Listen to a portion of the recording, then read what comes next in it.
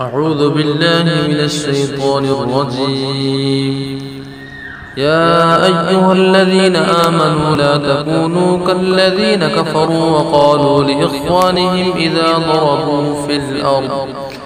إذا ضربوا في الأرض يوم كانوا غزا لو كانوا عندنا ما ماتوا وما قتلوا ليجعل الله ذلك حسرة في قلوبهم والله يحيي ويميت والله بما تعملون بصير.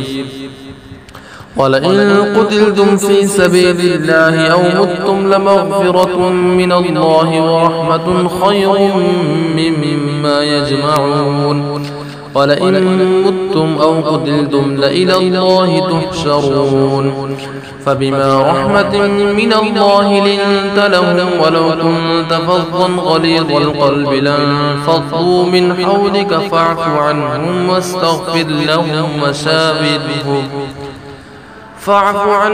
واستغفر لهم وشاورهم في الأمر فإذا عزمت فتوكل على الله إن الله يحب المتوكلين. إن ينصركم الله فلا غالب لكم وإن يخذلكم فمن ذا الذي ينصركم من بعده وعلى الله فليتوكل المؤمنون.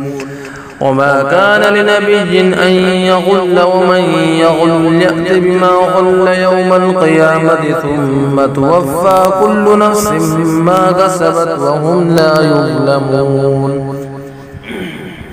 أفمن اتبع رضوان الله كمن باء بسخط من الله ومأواه جهنم وبئس المصير.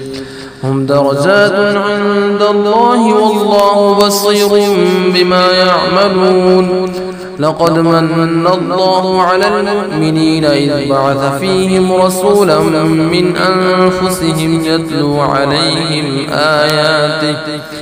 يتلو عليهم آياته ويزكيهم ويعلمهم الكتاب والحكمة وإن كانوا من قبل لفي ضلال مبين. أولما أصابتكم مصيبة قد أصبتم مثليها قلتم أن هذا قل هو من عند أنفسكم إن الله على كل شيء قدير.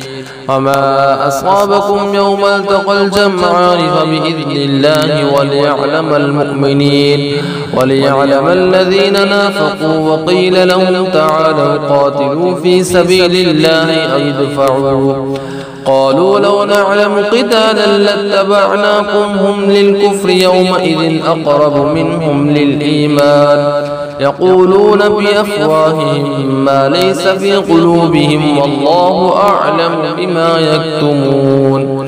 الذين قالوا لإخوانهم وقعدوا لو أطاعونا ما قتلوا قل فادرءوا عن أنفسكم الموت إن كنتم صادقين.